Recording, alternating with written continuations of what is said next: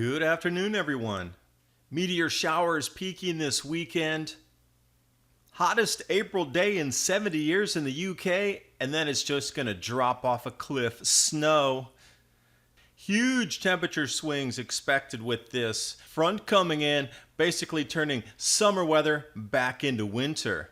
This will bring you out through the 29th so you can see what I mean. Taking a look at the UK wheat production. Europe about to drop as well.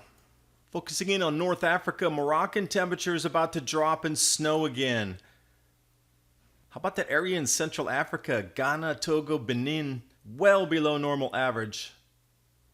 Korea, another cold wave coming. US and Canada, cooler over the next couple of weeks, and when they say cool, they actually mean below freezing again. Taking a look at the canola production in Canada, also the winter wheat, spring wheat, and the snow cover is exactly on those same areas. And this video is made possible by Hemplucid.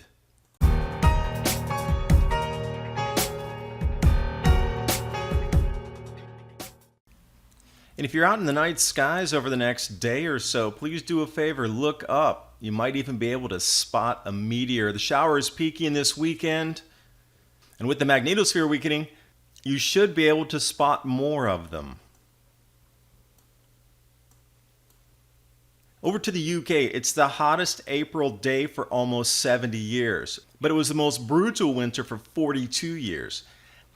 They're currently experiencing warmer than average temperatures, considered a heat wave, followed by snow next week. These temperature inversions, you're starting to see them across the planet everywhere you go. 70-degree temperature drops in just a matter of hours. So as we step out through the 22nd, what you're going to be seeing is something similar to this. All the nice images in the UK media of people at the beaches, well, they'll be in coats next week. This will take us out to the 28th when the snow and the cold really start to arrive, about 6 days from now.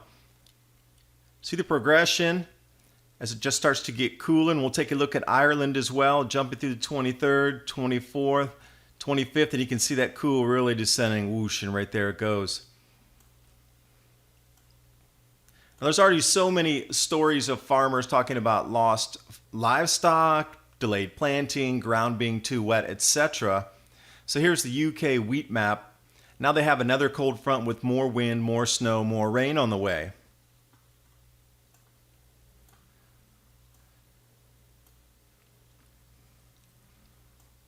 So now if we start to add these crop losses for the entire season, UK will be down how much from last year, or from the yearly average?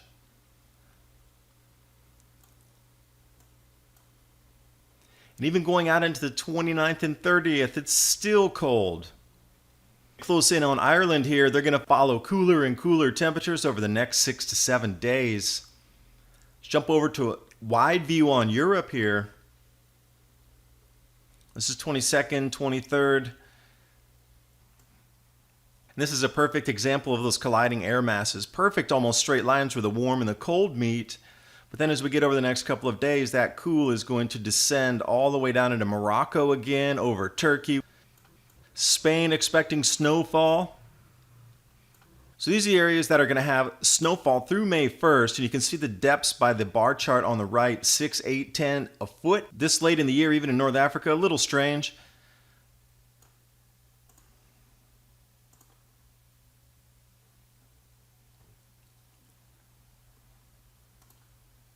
A viewer of mine, INT ICE, send me the lead on this one. Forecasting snow for the 30th of this month and then the 1st of the next month. So I jumped down, looked at some 2-meter temperature maps, and sure enough, look how cold it is, expecting snow. And as this week progresses as well, look at Morocco, North Africa. These temperatures are going to continue to drop and drop all the way through the 2nd of May. And taking a look through African charts, look down almost exactly in the center here of the map. That's Ghana, Togo, Benin area. 2-meter temperature anomaly based on the 1981 to 2000 average.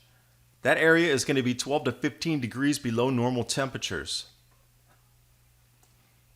Look along the coast of West Africa. I have a lot of people ask me, well, how far is the cold going to descend?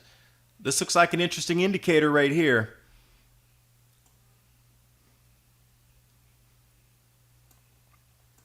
And as always, I'll bring you over to Asia to take a look. North Korea, they have been in the news so much lately, haven't they? Well, the army rounded up the farmers to go look for food because the army didn't have enough food, so then they're not planning to plant this year and they don't have the seed. I wonder why they're talking now. Because 20 million refugees streaming over the southern borders into South Korea and the northern borders into China, it's not that good to garner attention about food shortages when they're trying to mask the food shortages in the media. Jumping over to North America, John Cassell, long range. Bit cooler over the eastern half of the U.S. Let's take a look. That brings us out through the 26th. Then if we take a further look out into the 30th and the 1st of May, you'll see those cooler temperatures hanging in the exact same spots.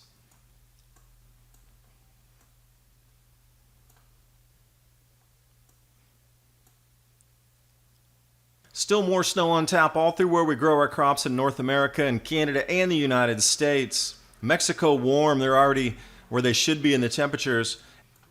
It's just these more northerly regions, 40 degrees north and above.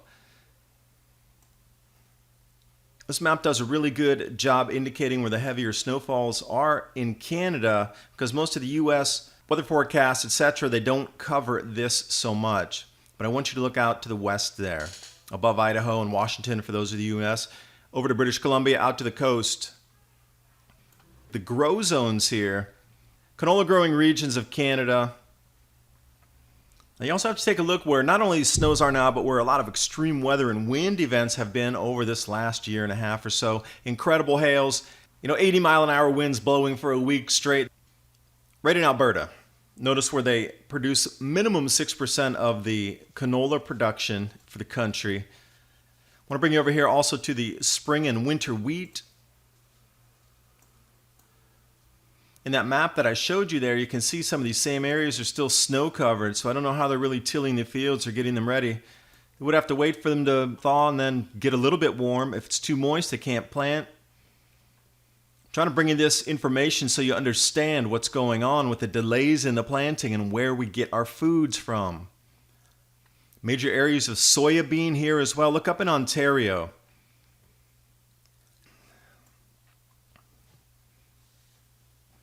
And then take a look on a zoom in here of the Canadian soybean area by region and the area of change. That same area has been decreasing already since 2014. This is an agricultural canary in a grain silo right here. Not a canary in a coal mine. We got to shift it a little bit. This area is starting to go offline first here. This is an indicator, and if anything matches up, definitely next year to reduce the amount of yield coming out of this area. Let's look at the Northeast U.S., New England states. This will bring us out through the 26th. This is still 4 or 5 days out. Look at those temperatures in the 30s and 20s. These are for the lows, and then it even gets cooler on the 28th. For sure, hard freeze. It's not about even a frost warning. That's pure hard freeze. That red and pink, that's all 20 degrees Fahrenheit range. All that light white, that's all freezing. A 1 degree Celsius decrease would reduce the frost-free period by 15 days. Now we're seeing that for sure this year across many places where they're trying to plant at the moment. It's more like 30 days now in the delay. Hopefully they can get the crops in the field by May 15th. I want our farmers to survive. I want them to get the crops in the field. They must, for our survival as well. Now the black and white's great to show you where yields would be reduced to. And you can see how they demarcate the zones. And I want to show you that dotted line is also an area where it went cold 40 years ago. And they also had to push their crop growing, specifically canola, further south. Now let's take a look at a colored map so you can really get an idea. A 1 degree Celsius drop, which we're experiencing right now in these northern latitudes, all that green gets reduced down into the teal. And if it's a 2 degrees Celsius drop, all of Canadian production gets squeezed down into that little area of the blue teardrop. And looking at South Africa, they're having so many problems down there, not only with the drought, but politically. Several degrees cooler along the west coast there. So you know they're expecting drops in production as well. And we take a look at Australian wheat regions. That yellow above Tasmania, that's where they've had losses year after year after year. And it's just continuing. Yields are down this year as well. So I'm going to leave you back with a full Northern Hemisphere extent temperature anomaly map. This will bring us out to May 1st. And the first thing I want to point out is that North Pole directly in the very center of the graphic. That red pincer coming into the Arctic. Expect a million billion front page news stories about how warm the Arctic is getting. They're going to focus on that pincer right there. They won't focus on over Hudson Bay where it's still ice covered and far, far, far above the normal for ice coverage right now. And all that area around Spain and the Mediterranean and northern Africa. Thanks for watching. Hope you got something out of the video. Now, while you're chasing down all these links that I've put in the description box below, do yourself a favor, a little bit of research on CBD oil and the benefits it has for your body, your mind, your spirit. Hemplucid, and I've also linked them below.